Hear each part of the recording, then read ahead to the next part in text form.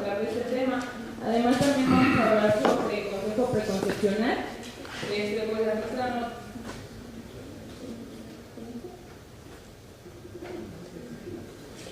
Pues aquí están los objetivos y vamos a irlos desglosando poco a poco. Primeramente, para iniciar con este tema, pues vamos a dar una definición de endometrio.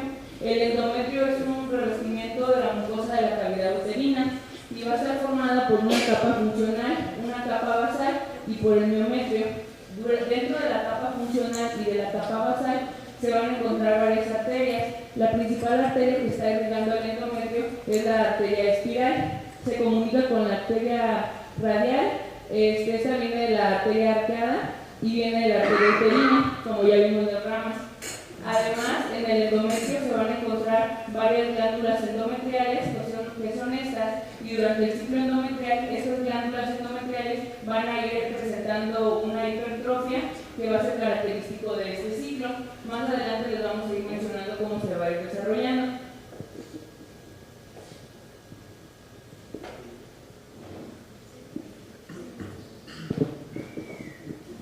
Bueno, vamos a hablar sobre la acción de los estrógenos y la progesterona.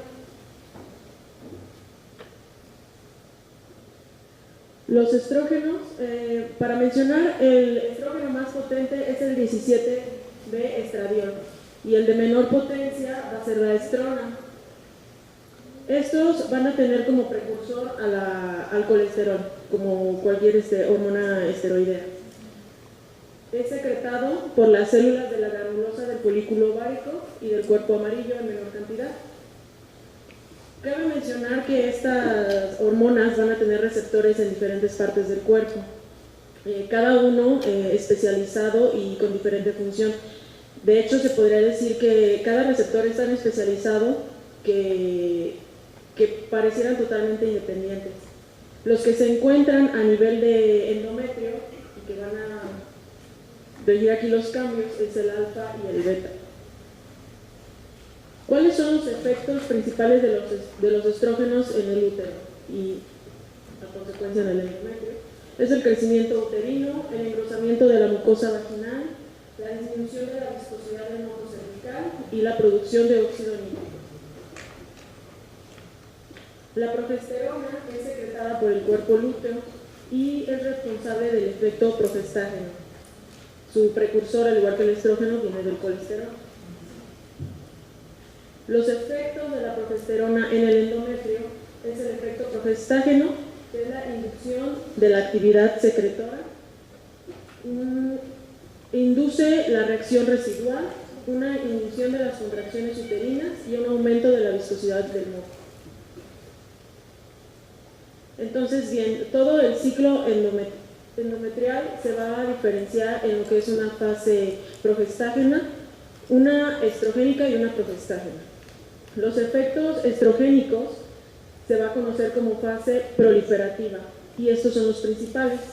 Va a haber un aumento del grosor del endometrio de 3 a 5 milímetros, una proliferación del estroma y de células epiteliales, un crecimiento de las glándulas endometriales, secreción de moco poco denso y filante, alineación de filamentos de moco en el endocervix desde la vagina, lo que va a contribuir a que cuando sea la entrada de los espermatozoides, pues se facilite la fecundación.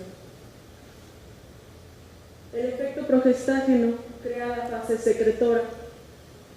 En esta fase vamos a encontrar una ligera proliferación con depósitos de glucógeno, un espesor del endometrio mayor de 5 a 6 milímetros, glándulas endometriales tortuosas y también va a haber un aumento de la vascularidad, las mismas arterias y venas van a verse tortuosas.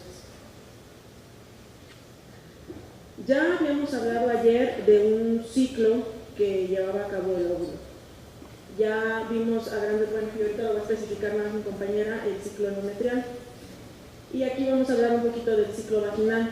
Estos ciclos se van a llevar a la misma vez, los dividen por anatomía.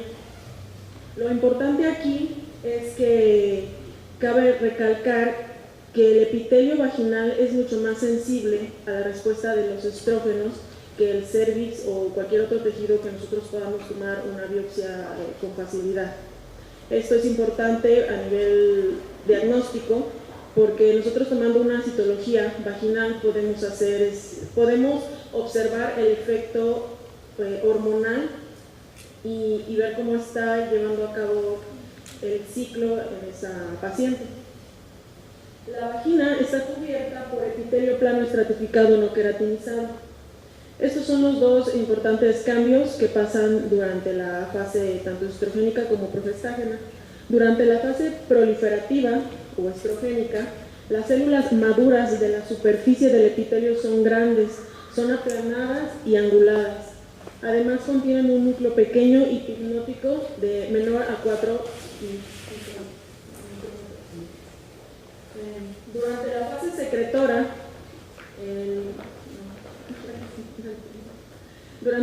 secretora, lo único que se va a ver alterado aquí es la capa intermedia del epitelio. Va a haber un crecimiento, se va a hacer más gruesa y las células se van a llenar de glucógeno. La imagen que se muestra aquí es un panorama general de cómo es el epitelio vaginal. Aquí observamos las células superficiales, las células intermedias, parabasales, basales, el estroma y la membrana basal. Los estrógenos van a tener un efecto principalmente en las células superficiales, mientras que la progesterona va a actuar principalmente en las células intermedias. La que sigue, por favor. Esta es la citología, otra imagen que nos ejemplifica cómo podemos hacer diagnóstico por medio de la citología vaginal. Si nosotros observamos a nivel del efecto estrogénico, células superficiales, una estructura muy gruesa, es que hay una acción hormonal muy buena. Células intermedias grandes, una acción hormonal buena, moderada cuando hay células intermedias pequeñas, parabasales grandes, una acción hormonal ligera, y células parabasales pequeñas, una ausencia de la acción hormonal. Por último, estos cuadros tratan de ejemplificar los cambios que se llevan durante el ciclo. Al inicio del ciclo, a la mitad y al final. Y este es el epitelio vaginal. Aquí vemos una proliferación ligera. Cuando es la mitad del ciclo y se empieza la progesterona a actuar en el endometrio, está la producción de glucógeno y los núcleos pignóticos, y al final vuelve a la normalidad y todo se repite. Aquí sigue, por favor. Ya que vemos para qué nos sirve una citología vaginal, comenzamos a derivar diferentes mediciones que nosotros podemos hacer. El índice cariopignótico significa hacer una muestra de citología vaginal, teñirla, verla al microscopio y contabilizar las células. ¿Qué vamos a hacer? Vamos a sacar el porcentaje de células poligonales del núcleo pignótico sin tener en cuenta la coloración del citoplasma. Este índice debe realizarse sobre mínimo 300 células. Uno de los mayores problemas de este índice es la variación que va a haber de observador a observador. No es lo mismo que observe una persona a otra al microscopio, entonces no es tan preciso y va a tener una discrepancia superior al 10%. El índice de eosinofilia o de Liebowitz es el porcentaje de células eosinofílicas sin tomar en cuenta el aspecto del núcleo. Debe establecerse igualmente a un mínimo de 300 células. El índice de eosinofilia es mucho menos específico, puesto a que puede llegar a variar en diferentes estados. Puede estar afectado por un proceso de pseudoeosinofilia, una tinción inadecuada, una influencia en el pH del vaginal, cambios inflamatorios o principalmente eso. Aquí, por favor.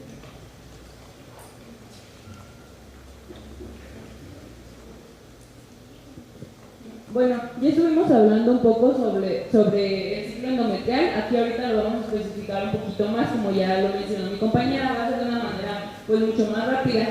Primeramente es importante saber que todos estos cambios que se están viendo a nivel del útero se van a estar presentando de manera continua y todos van en un conjunto. Aquí estamos viendo cómo las hormonas de gonadotropina se van a tener un pico durante la fase folicular, hay un pico de la hormona luteinizante en la fase folicular y se van a ver aplanadas durante la fase lútea. Al igual, la folículo estimulante y la hormona gonadotropina coriónica es la que se va a aumentar cuando va a haber una fecundación y para la implantación del feto.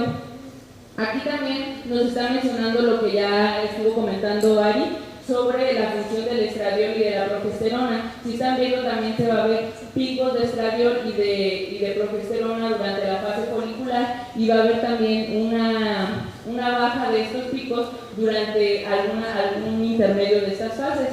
El pico más alto de estradiol y progesterona se va a dar durante la fecundación y la implantación del ovocito. Aquí además estamos viendo el ciclo ovárico, que ya lo vimos el día de ayer, cómo se va a ir formando el cuerpo lúteo y cómo van a irse formando los folículos centrales hasta la fecundación e implantación del ovocito. Aquí en el último recuadrito estamos viendo el ciclo endometrial, que es donde se va a ver cómo va a haber una hiperplasia de estas glándulas endometriales y va a haber un aumento en la vascularidad para que el endometrio sea propicio para la implantación de este blastocito. Ya mencionó Ari sobre la fase proliferativa y la fase secretora. Aquí lo que me gustaría solamente agregar es que la fase lo que se va a perder del endometrio es la fase funcional. ¿Me la podría regresar por favor? ¿Dónde está el endometrio?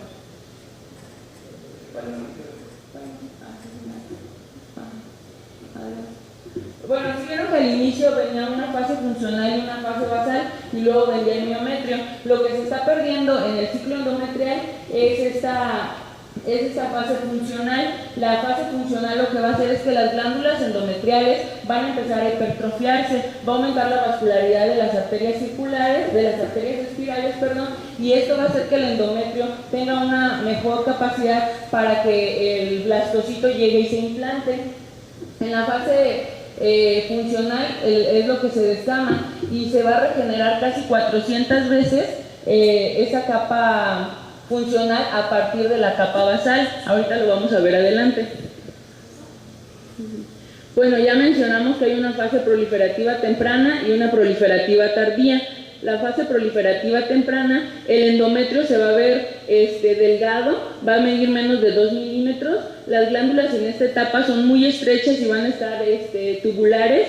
Y en la fase proliferativa tardía, lo que va a pasar con estas estructuras es que va a haber el endometrio va a aumentar de tamaño, va a haber una hiperplasia glandular, va a haber un incremento del estroma, y conforme se va acercando la ovulación, el epitelio se va a tornar más alto y pseudoestratificado, como les enseñó la imagen Ari.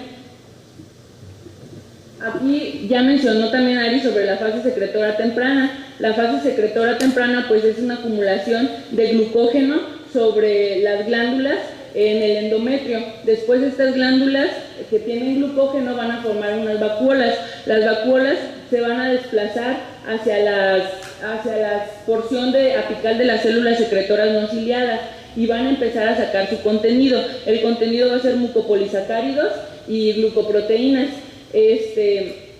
Después, en esta etapa, el estradiol va a comenzar a disminuir por una isoforma de tipo 2 de deshidrogenasa.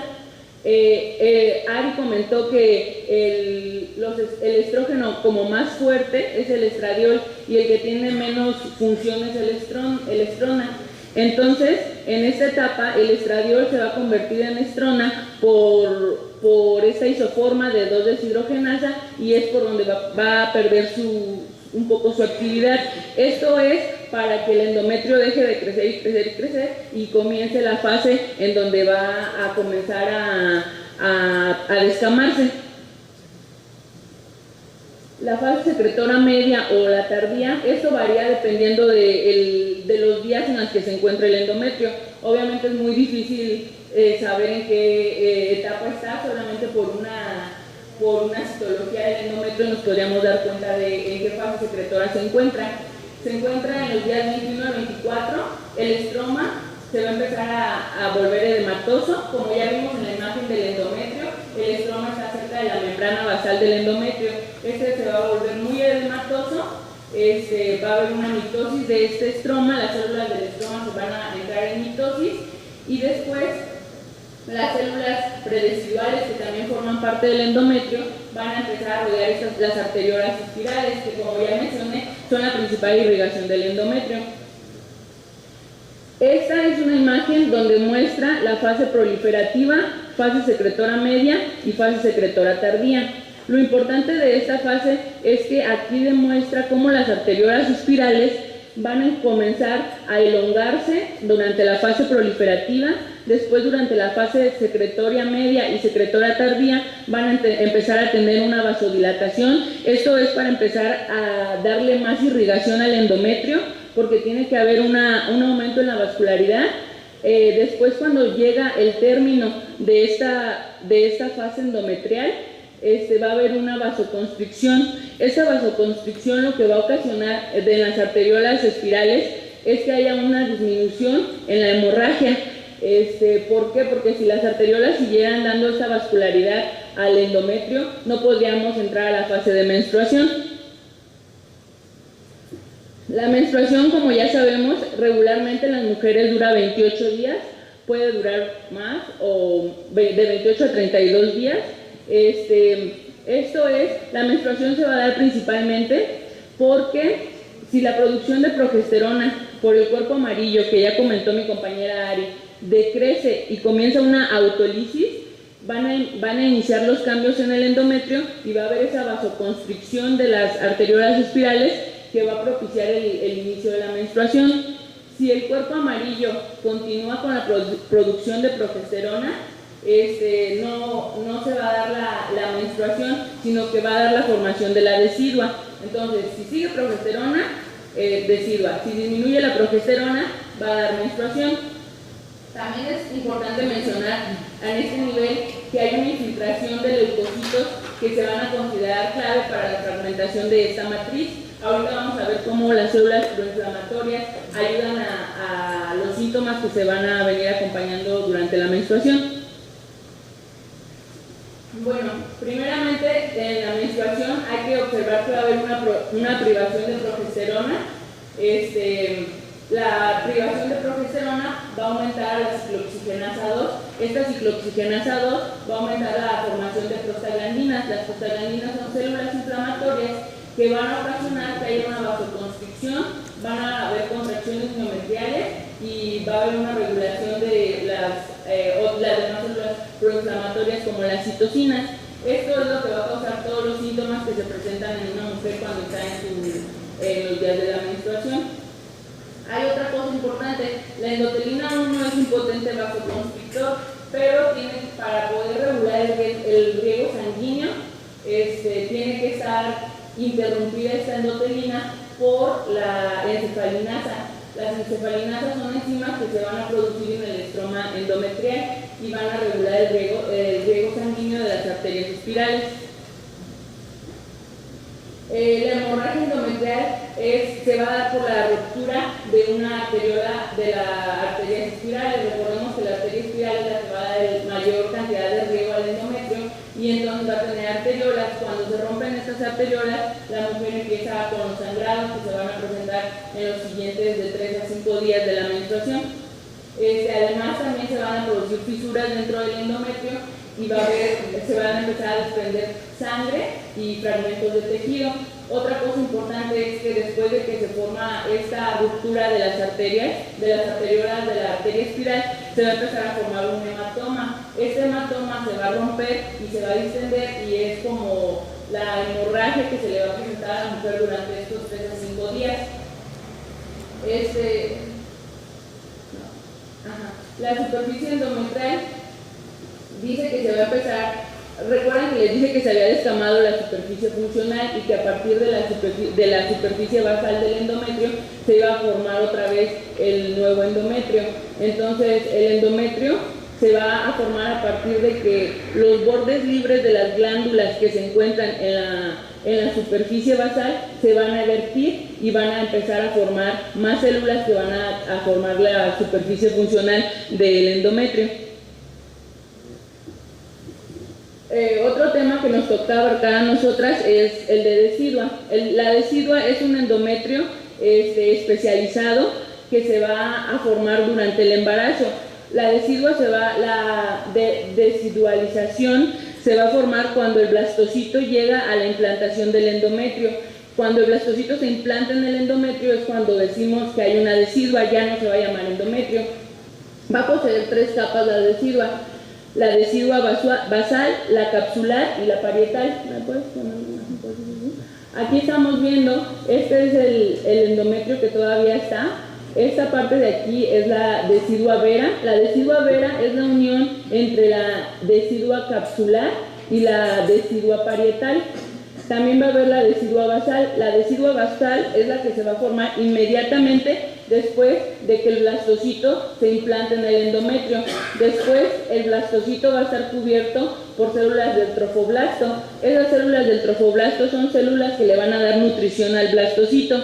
Cuando el blastocito se empieza a llenar de células del trofoblasto, ya no se va a llamar decidua basal, sino que ahora se va a llamar decidua capsular.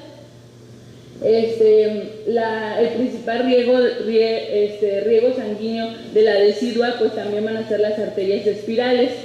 Aquí podemos ver una imagen en donde se va a ver la decidua, el trofoblasto extracelular, las vellosidades y el corion. El corion es una parte del endometrio que va a estar más cercano al blastocito.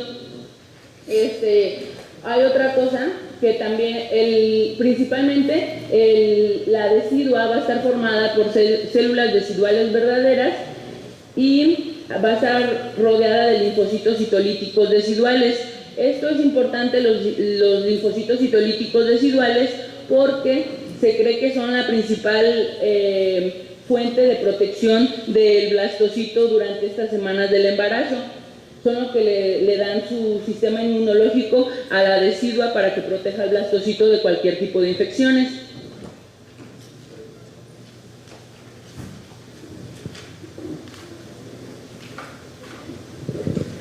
Bueno, ya por último nos toca abarcar este tema, que es mucho más sencillo, pero sin duda muy importante. Aquí vamos a ver qué es el consejo preconcepcional, por qué es importante planear un embarazo. Vamos a ver lo que se debe revisar en esta visita preconcepcional y hablar de los trastornos crónicos y genéticos que se desean evitar. Bueno, la definición pues es muy sencilla. Va a ser el conjunto de acciones que se toman para identificar y para disminuir los riesgos de un posible embarazo, para que el término del embarazo sea exitoso y se lleve a cabo lo más normal posible. Una de las cosas muy importantes que hay que tomar en cuenta en la asesoría preconcepcional son los trastornos médicos crónicos que puede tener la mamá. Entre estos, los más importantes va a ser la diabetes, la epilepsia u otros. Otros, por ejemplo, hipertensión, la nefropatía, enfermedades tiroideas, asma o cardiopatías. Si se llegan a controlar, hasta el 80% de las mujeres pueden llevar a cabo un embarazo normal. Sobre la diabetes, es importante saber que en esta enfermedad no solamente va a estar en riesgo el feto, sino también la madre. Aumenta hasta 4 veces la incidencia de anomalías y para esto es importante antes del embarazo y durante las primeras 6 semanas tomarle la hemoglobina glucosilada a la mujer. Puede ser que ya tenga diabetes previa o si es gestacional también. Las recomendaciones para cuando ya se tiene diabetes y se desea un embarazo es revisar las enfermedades que puede conllevar tener diabetes. Generalmente no solamente es este el problema de base, sino que tiene más. También es importante revisar las posibles complicaciones y hacer un examen cardiovascular para evaluar si su sistema es apto para llevar a cabo el embarazo. Sobre laboratorios que se tienen que hacer la hemoglobina glucosilada, la creatinina sérica, proteínas en orina y pruebas de función tiroidea. Los objetivos de controlar a una paciente embarazada que se desea embarazar y tiene diabetes va a ser preferentemente llevar a cabo un régimen de insulina. También puede seguir tomando metformina, pero se ha visto que se controla mejor con insulina, sobre todo con NPH. También los objetivos que va a tener de su glucosa en ayunas va a ser tenerla entre rangos de 80 a 110 y la glucosa postprandial tenerla menos de 155. Si ven, los objetivos se disminuyen todavía más que si estamos hablando de un paciente con diabetes que no está embarazado, que no se desembaraza. Y el objetivo principal va a ser tener la hemoglobina glucosilada menos del 1% de lo que sería aceptable en un paciente con diabetes que no desea el embarazo o que no está embarazada. Y el objetivo principal pues es tener la cifra más baja posible de glucemia y de hemoglobina glucosilada sin que la paciente llegue a tener los síntomas de hipoglucemia. O sea, entre más baja la glucosa, mejor para una embarazada. Otra enfermedad muy importante y que aumenta hasta 3 veces el riesgo de anomalías es la epilepsia. Aquí no se ha estudiado muy bien o no se sabe si la epilepsia por sí misma es la que causa este aumento de la incidencia de anomalías o si es el tratamiento farmacológico que conlleva. Pero se ha visto que al suspender el tratamiento farmacológico disminuyen muy considerablemente las malformaciones fetales. Hay hasta 3 veces más probabilidad de tener hijos enfermos si se padece esta enfermedad. Y el control preferentemente se debe realizar con un solo fármaco. Cuando una persona con epilepsia, una mujer con epilepsia desea embarazarse, debe disminuir lo más posible el número de fármacos que toma. Lo ideal sería suspenderlos. Para estos hay unos criterios de suspensión de fármacos: que no tenga convulsiones en 2 a 5 años, que las convulsiones que haya tenido sean de un solo tipo de convulsión y que en un examen neurológico y un electroencefalograma ya se haya normalizado con su tratamiento. Idealmente se debe considerar que lo suspenda. De no ser posible, se debe ir a un control con un solo fármaco y el menos teratogénico es la lamotrigina. Y en caso de que esto no sea posible y ocupe otro tipo de fármaco como la carbamazepina, la fenitoína, el fenobarbital, también se ha visto que con dosis más altas de ácido fólico complementario, el riesgo de anomalías congénitas se reduce considerablemente.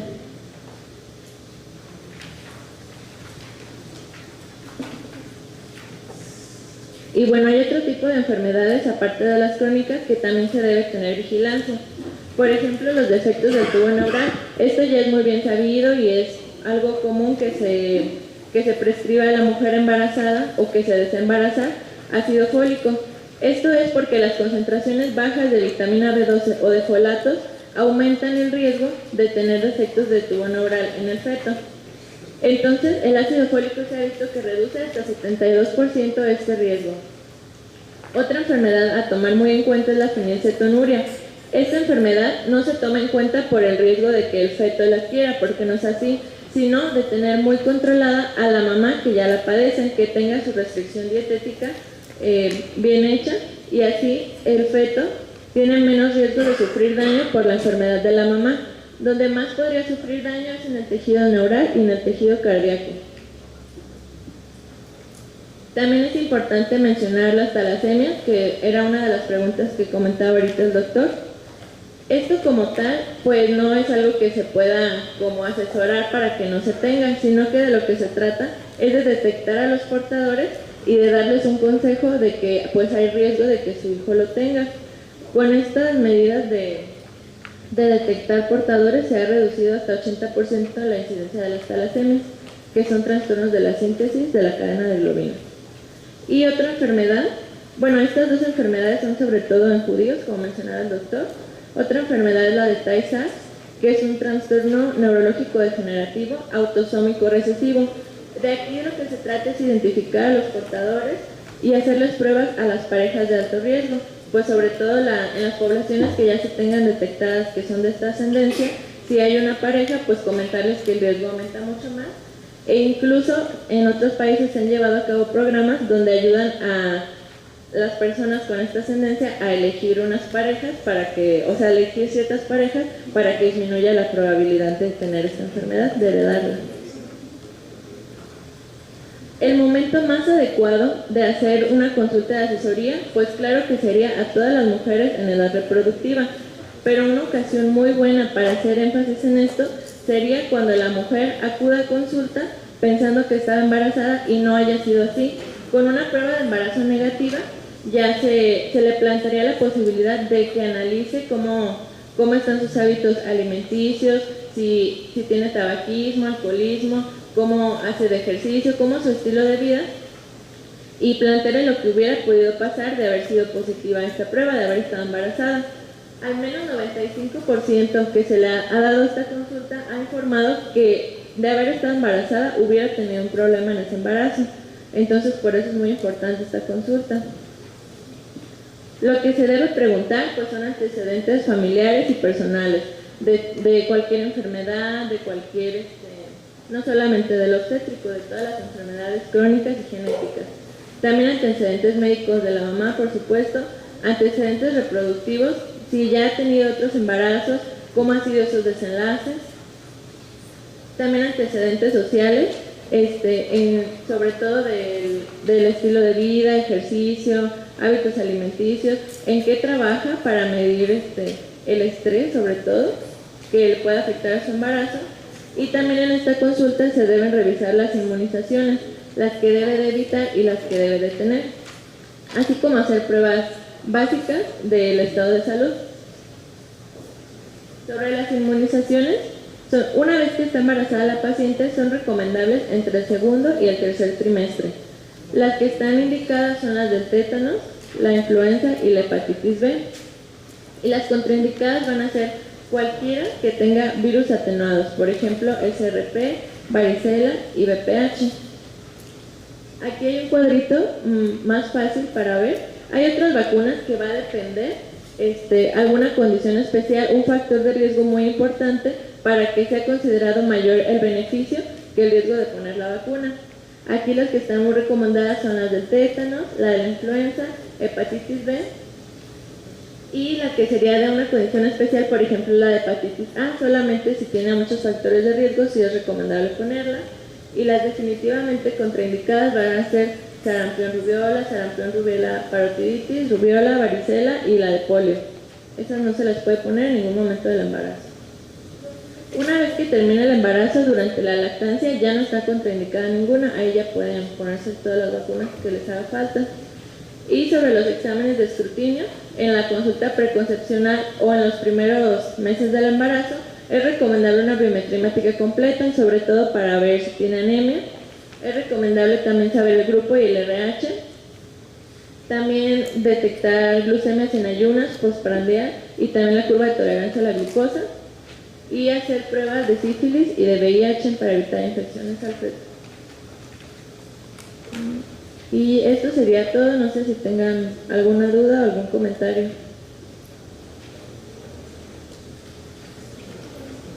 Ya, sería todo, muchas gracias.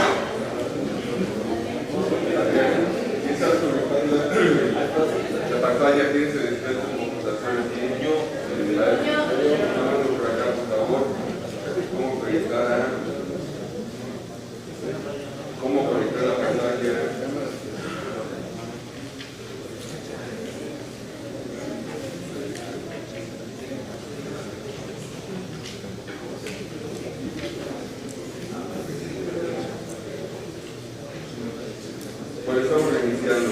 Había habido un problema con la jefa de enfermeras en la 48. En maternidad. ¿Quién estuvo ahí con ella? Con la supervisora, muy bien.